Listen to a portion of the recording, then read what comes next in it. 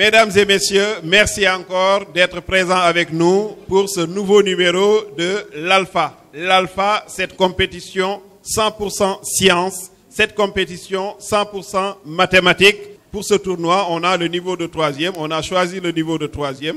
Donc cela permettra donc aux élèves de 3e d'avoir un cadre de révision télévisuelle, n'est-ce pas? Vous pourrez réviser donc déjà avec ce plateau. C'est un plateau de révision. Je vois les élèves qui ont leur cahier, leur stylo, qui font les exercices au même titre que les autres. À l'heure de la diffusion, vous pourrez toujours continuer à faire vos exercices avec eux. Donc, merci beaucoup encore à ce jury qui est avec nous depuis le début. Il s'agit donc du président, Monsieur Fall, le président du jury. Bonjour, président. Bonjour. Il faut l'applaudir, oui. C'est ça. Donc, il s'agit aussi de Monsieur Diouf, qui est professeur de mathématiques et membre de l'association SOS Mathématiques. Bonjour, Monsieur Sarr. Et nous avons aussi avec nous Monsieur Dien. Monsieur Dien, qui est aussi formateur, donc, à SVT. Bonjour, Monsieur Dien. Bonjour, Monsieur Sarr. Bonjour, tout le monde. Alors, aujourd'hui, nous sommes à ce deuxième quart de finale, n'est-ce pas? Donc, de ce grand tournoi. Un deuxième quart de finale qui va opposer Gusto School, qui sont là, à ma gauche, Gusto School. Bonjour, capitaine. Avec leurs supporters, vous vous présentez. La capitaine d'abord. Bonjour tout le monde. Je m'appelle Rahmatoulaye Likombo. Je suis élève en classe de 3e au collège d'excellence Gusto Middle School. Oui. Bonjour, je m'appelle Mohamed Marta Diouf, élève en classe de 3e au collège Gusto Middle School. Bonjour, je m'appelle Fatim Sen, je suis élève en classe de 3e à l'école d'excellence Gusto Middle School. Merci. Merci beaucoup. Et le collège Gusto se trouve dans quelle académie? Rufisque. L'académie de Rufisque. Donc, ils font partie des représentants donc, de l'académie de Rufisque. Vous êtes où exactement à Rufisque? Gusto School. Cité Imprimerie. C'est Rufisque Ouest, n'est-ce pas? D'accord. Alors, à ma droite, il y a Cabis School, le groupe scolaire Cabis School. Donc, vous allez vous présenter, capitaine? Bonjour, je m'appelle Fat Bintounian, élève en classe de 3e à l'école Cabis School. Bonjour, je me nomme Awagay, élève en classe de 3e à l'école Cabis School. Bonjour, je m'appelle Tal Cham, élève en 3e au cours privé Cabis School. Merci beaucoup, il faut les applaudir aussi. Cabis School se trouve dans l'académie de? L'académie de? Pikine Guédiawaye. Pikine Guédiawaye. Et où exactement? Où se trouve Cabis? Cap des Biches. Cap des Biches. Ok, à Grand Bao. Donc il faut les applaudir encore. Alors nous en profitons pour remercier encore toutes ces écoles privées. Dakar donc a beaucoup d'écoles privées, heureusement parce que la demande elle est énorme. Donc le public ne peut pas résorber tout le gap. Donc du coup, on a des entrepreneurs qui ont proposé donc des établissements privés et des établissements privés de marque si on voit donc Gusto School et SCAT Urbam. C'est des investissements, d'énormes investissements qui ont été faits pour avoir un meilleur Sénégalais donc en l'avenir.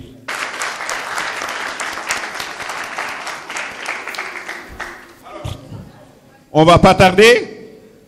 Le tirage au sort d'abord pour voir quelle équipe va commencer. Allez-y, pierre, papier, ciseaux. Pierre, papier, ciseaux. C'est la pierre qui gagne.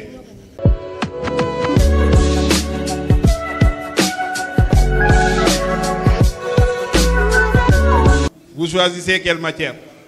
Les sciences physiques. Les sciences physiques. Ils ont envie de devenir des Einstein, des Albert Einstein. Et l'État du Sénégal va vous accompagner pour ça. Donc, Régie, les questions de type 1, on va commencer donc avec les questions de type 1. Que signifie le dosage d'une solution? Le dosage d'une solution, c'est de déterminer de manière expérimentale la concentration de cette solution. Jury? Oui, très bien, réponse attribuée. Question 2. Quelle est la nature du courant électrique? Le courant électrique est un électrode. La réplique, son vis-à-vis. La réplique? Au milieu. Oui. Le vis-à-vis? C'est un ensemble d'électrons qui Jury? se déplacent. La réponse, elle est incomplète, donc elle est rejetée. Donc on vous demande la nature du courant électrique. Il s'agit de dire que dans les métaux, le courant électrique est constitué d'un déplacement, d'un mouvement d'ensemble d'électrons. Mais dans les électrolytes, c'est-à-dire les conducteurs liquides, c'est un déplacement d'ions. C'est ça la réponse complète. Donc la nature dans les métaux et évidemment dans les électrolytes. Merci. Merci beaucoup, Président. Alors, troisième question. Qu'est-ce qu'un travail moteur? Capitaine? Une force effectue un travail moteur lorsqu'il a le même sens que le déplacement. Jury? Oui, réponse adjugée. Il faut l'applaudir. Mais il faut simplement préciser que il faut connaître aussi la signification physique de cette chose. Ça, c'est l'aspect mathématique, c'est accepté.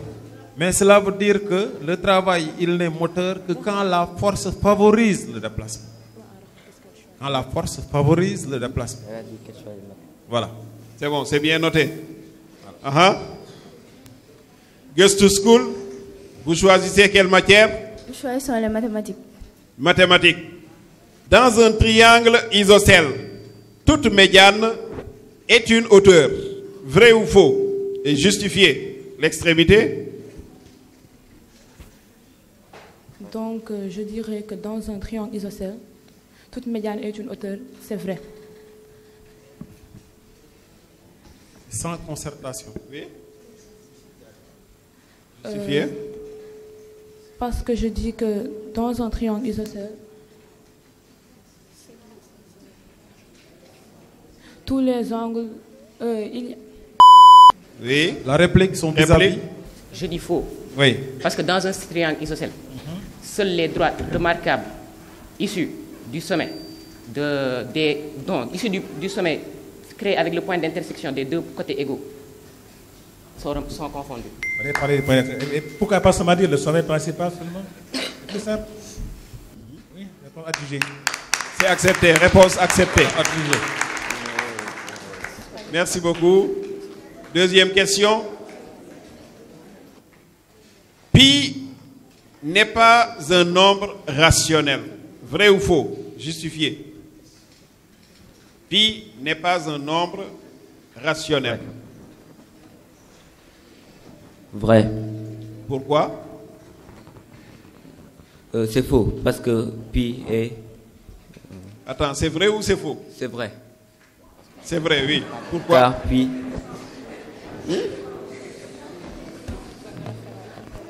Car pi est une valeur exacte. Jury? Réplique? Pi n'est pas un nombre rationnel. Affirmation vraie. Car pi n'est pas une valeur exacte et ne peut donc pas s'écrire sous forme fractionnaire. Jury? En fait, si on vous dit que pi égale à 3,14, c'est une approximation. Mais pi, c'est 3, une infinité de nombres. Donc, il passe que sur la forme n sur p, n étant un entier, p aussi un entier. Donc, il n'est pas rationnel. Merci beaucoup, jury. Merci. Réponse adjugée. Ouais. Réponse adjugée pour Cabis School. Excusez-moi. Oui, troisième question.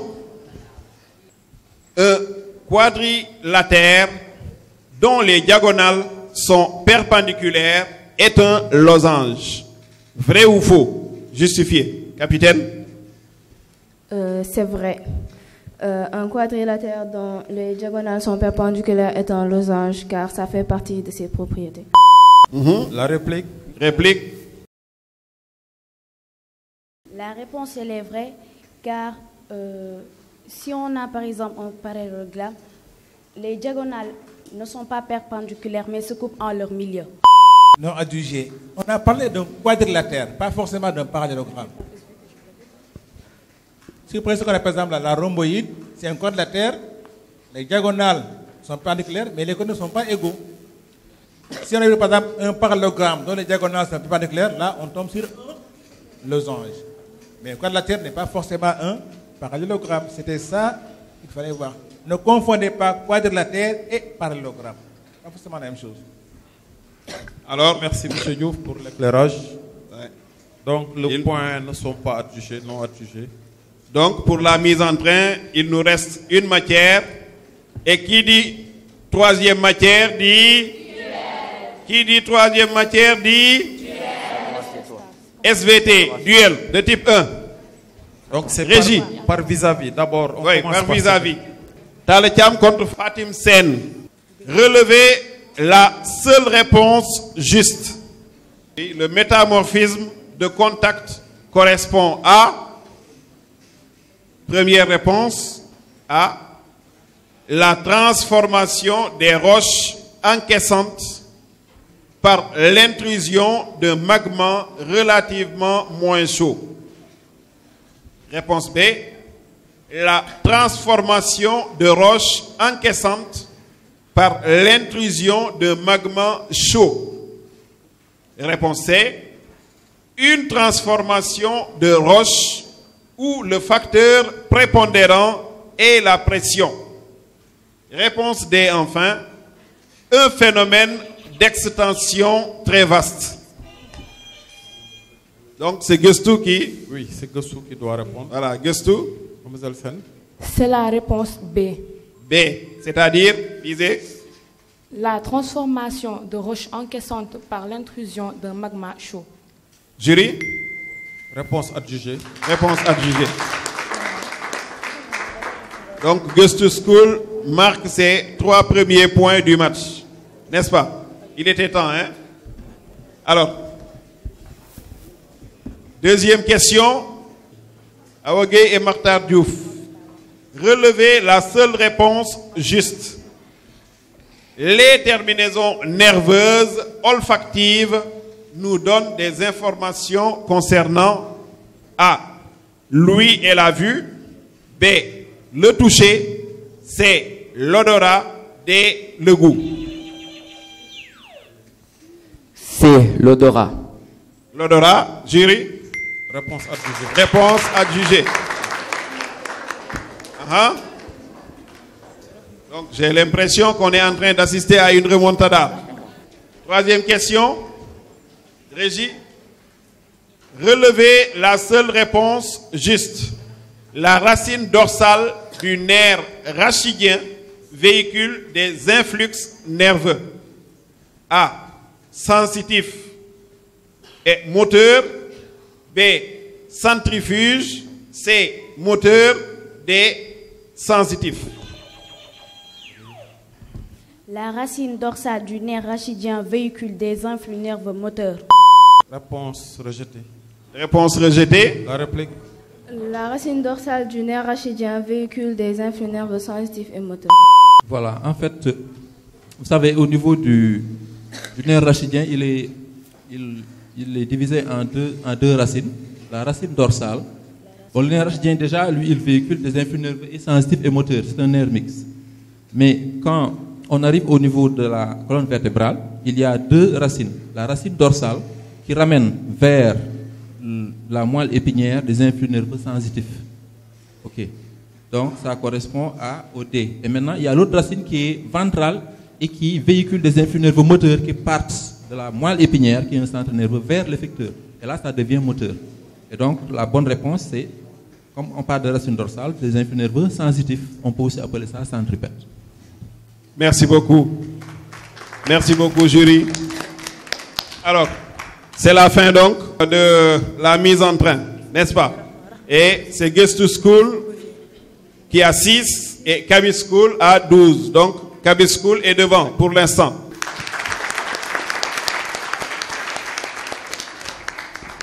Alors, on va attaquer maintenant le grand sprint.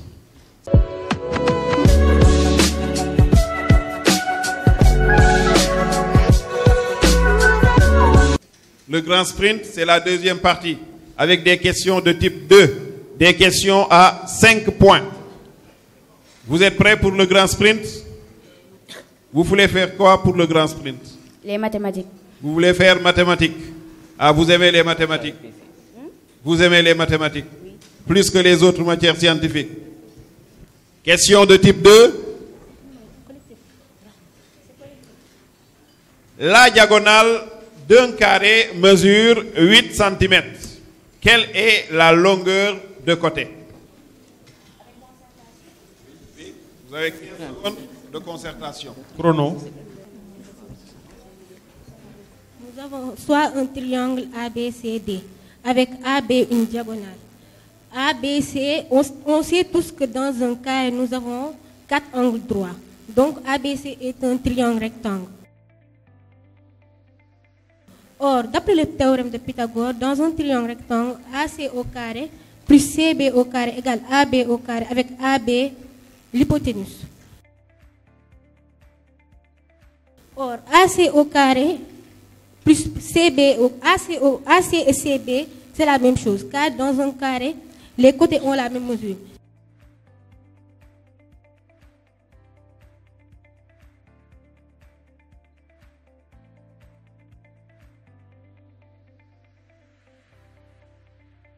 C'est pourquoi on a fait 2AC au carré égale 8 au carré, d'où AC nous a donné 4 racines de 2 cm qui est le côté. Oui, réponse adjugée. C'est bon. Voilà, c'est bien, très bien. Merci beaucoup. C'est clair. C'est clair. Donc, Gusto School, c'est à vous maintenant. Vous choisissez quelle matière? Les sciences physiques. Sciences physiques. Question de type 2 en sciences physiques. On dose 15 ml d'acide chlorhydrique par une solution d'hydroxyde de sodium, 1,5 molaire. Le volume de base nécessaire pour atteindre l'équivalence est de 20 ml. Calcule la concentration molaire de l'acide. 15 secondes de concertation. Chrono.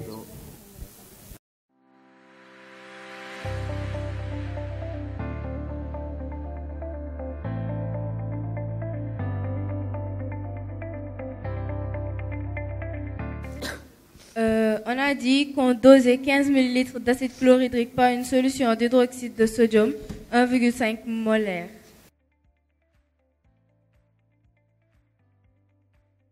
Le volume de base nécessaire pour atteindre l'équivalence est de 20 ml. On demande de calculer la concentration molaire de l'acide. Comme l'équivalence est atteinte, donc le nombre de moles d'acide est égal au nombre de moles de base. Donc, selon l'équation, CaVA égale CVVB. Concentration molaire d'acide égale à volume d'acide et concentration molaire fois volume d'acide est égal à concentration molaire de base fois le volume de base.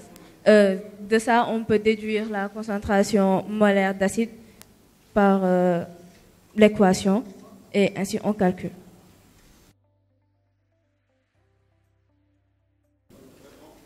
Jury?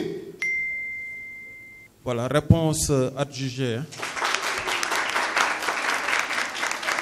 Bon, seulement, il faut préciser que par convention, le litre, son symbole c'est L majuscule, c'est pas un L minuscule.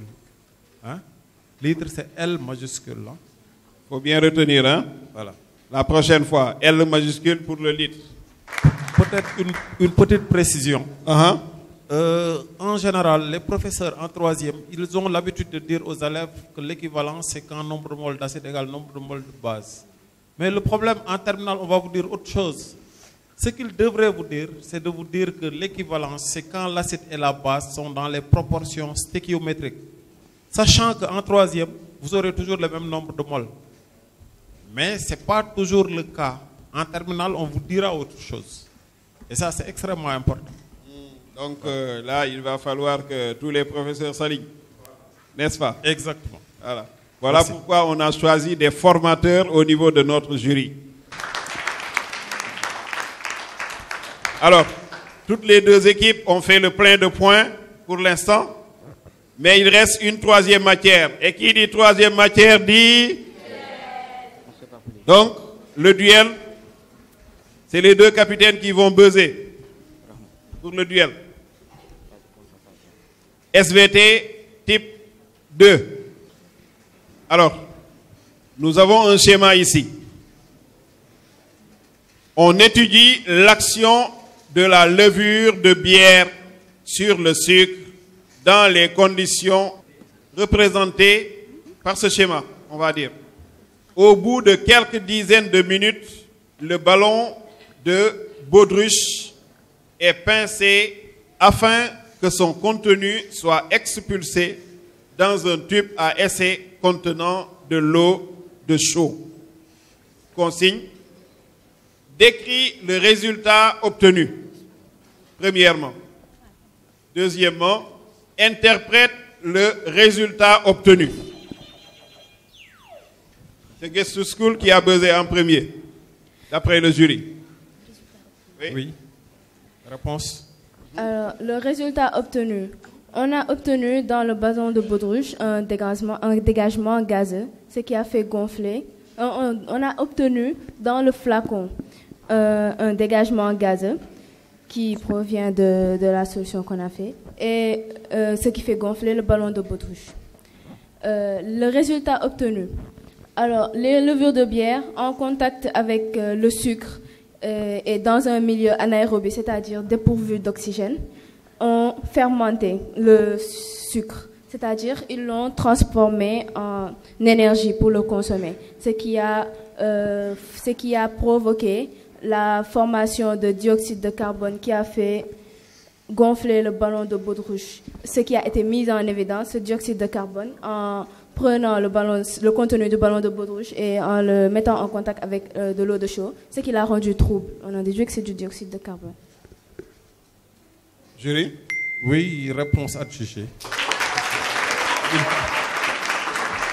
Réponse adjugée, oui. Oui, je pense qu'elle a assez bien analysé, hein, parce qu'on voit bien que dans la description, elle a bien parlé du gonflement du ballon de baudruche, ce qui signifie que comme on est là-bas dans un milieu anaérobie, hein, donc la levure de bière avec la chaleur quand même dont on aurait dû en parler, cette chaleur-là, fait qu'il va y avoir donc ce phénomène-là de fermentation qui gonfle le ballon. Et maintenant, donc elle aurait dû directement en injectant ce gaz-là dans l'eau de chaud prouve que ce gaz correspond avec du gaz carbonique.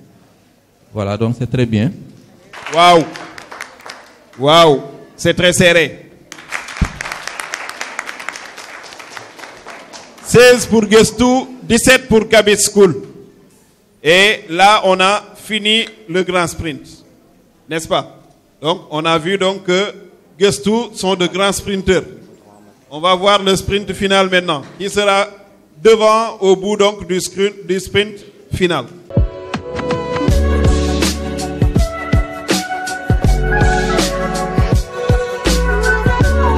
Le sprint final, c'est des questions de type 3. Des questions à combien de points? 8 points. Des questions à 8 points. Des questions à 8 points. Ça veut dire que si vous n'assurez pas, donc vous risquez de perdre. Alors, Cabis est devant. Donc Cabis choisit la matière. Vous choisissez quelle matière? Mathématiques. Mathématiques, comme d'habitude. Pratiquement, Cabis, tous les choix, c'est mathématiques. C'est très bien ça. Monsieur Diouf est content. Ah oui. Alors, question de type 3. 80 élèves participent à un tournoi. Le quart est éliminé à la présélection. Les 2 tiers du reste sont éliminés en phase de poule. Et 3/5 de ceux qui ont dépassé les phases de poule sont allés en finale. La question, c'est donc de savoir le nombre d'élèves arrivés en finale. 15 secondes pour la concertation. Le nombre d'élèves arrivés en finale. Donc, c'est combien d'élèves participeront à la finale? C'est bon? Allez, passez au tableau. D'abord, nous avons 80 élèves qui participent à un tournoi. Le quart est éliminé à la présélection, d'où on a fait 80 sur 4 qui nous donne 20. Donc 20 élèves ont été éliminés à la présélection. Donc il restait 60 élèves. Parmi ces 60 élèves, les 2 tiers sont éliminés en phase de poule. Donc, nous avons trouvé que 40 élèves sont éliminés en phase de poule. Donc, il reste 20 élèves pour les phases de finale. 3 cinquièmes sont allés, de ces 20 élèves sont allés en phase de finale, d'où nous avons fait 20 fois 3 cinquièmes, ce qui est égal à 12. Nous avons conclu que 12 élèves sont allés en finale. Oui, réponse adjugée. Je ne vois pas pourquoi ils changent les mathématiques tout le temps. Ah oui, ça se comprend. C'est limpide, c'est limpide. Ça se comprend. Apparemment, il y a un très grand professeur de mathématiques à Cabis School. Il faudra le féliciter. Voilà, ah, il est avec eux en plus. Il est avec eux en plus. Alors, Gestou, vous choisissez quelle matière? On prend les sciences de la vie et de la terre. SVT. Vous changez cette fois-ci. SVT. Type 3 SVT. Régie. Le document ci-dessous représente une coupe géologique. Premièrement, trouve les événements géologiques qui se sont produits et qui ont abouti à cette coupe géologique. Deuxièmement, justifie ta réponse. 15 secondes.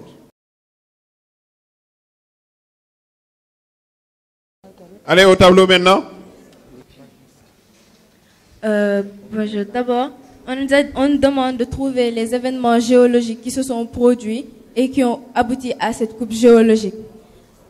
D'abord, il y a eu sédimentation de roches, parce qu'il y a des couches de roches sédimentaires. Ensuite, il y a eu un plissement dû à une collision de 2 plaques continentales tectoniques, parce qu'on voit clairement qu'il y a un plissement et on parle de synclinal et anticlinal. Ensuite, dernièrement, il y a eu une érosion, parce qu'on voit que les couches superficielles de cette roche, de graisse, ne sont pas visibles ici, ainsi que les couches de gonflomère. Oui, réponse adjugée. Il faut l'applaudir. Est-ce que je peux aller au tableau? Oui. C'est vraiment, elle a très bien fait, mais je pense qu'avec un schéma, ce sera beaucoup plus clair. Hein? Donc, comme elle a bien dit, au début, il y a eu de la sédimentation. À ce niveau-là aussi, n'importe où. D'accord. Au début, il y avait des sédimentaires, donc vous voyez qu'ils se sont superposés comme ça. Et ensuite, il y a eu de la tectonique, avec la compression. Avec le déplacement des plaques lithosphériques, il y a de la compression. Donc, des compressions qui sont allées dans ce sens comme ça, et comme ça. Donc, ces compressions, dans ce sens-là, ont provoqué des plissements. Donc, on passe de ce stade-là à un stade où on a ceci à peu près. Vous voyez, comme ça, comme ça, comme ça. Donc, on a là un anticlinal et là un synclinal. Parce qu'il y a eu compression. Donc, plissement, comme elle a bien dit, il y a eu des plissements. Après le plissement, maintenant, il y a une érosion qui est intervenue. Par exemple, avec des facteurs climatiques. L'érosion, quand elle vient, elle enlève, par exemple, tout ce qui est là. Tout ce qui est là en haut disparaît. Et donc, vous voyez, il reste ceci. Ça correspond exactement là, ici, à l'anticlinal qui est là, et au synclinal qu'on retrouve ici. Vous voyez, donc, ce sont ces 3 phénomènes géologiques-là qu'on devrait montrer. Hein? Donc, vous voyez, donc la sédimentation, la compression, le plissement et ensuite l'érosion. Et on obtient là quelque chose d'assez plat. Il faut l'applaudir. Voilà, c'était bien. Merci beaucoup. Merci beaucoup, professeur. Donc, ils ont les 8 points. 8 points, ça leur fait... Waouh. C'est la fin du match. Malheureusement, vous avez perdu d'1 point d'écart. Donc, le score final, c'est Cabis School qui se retrouve avec 25 points et Gestou School qui se retrouve avec 24 points. Il faut les applaudir. Toutes les 2 équipes ont mérité leur qualification, mais malheureusement pour Gestou, c'est Cabis qui se qualifie en demi-finale. Il faut applaudir Cabis. Vous pouvez être fiers, n'est-ce pas? Ils ont bien maté, n'est-ce pas, professeur? Alors, merci beaucoup aussi à vous, jury, donc, qui avez vraiment suivi donc, et bien encadré ce match. Merci beaucoup à vous qui nous suivez. Et la prochaine fois, à la prochaine donc, pour un autre numéro de l'Alpha.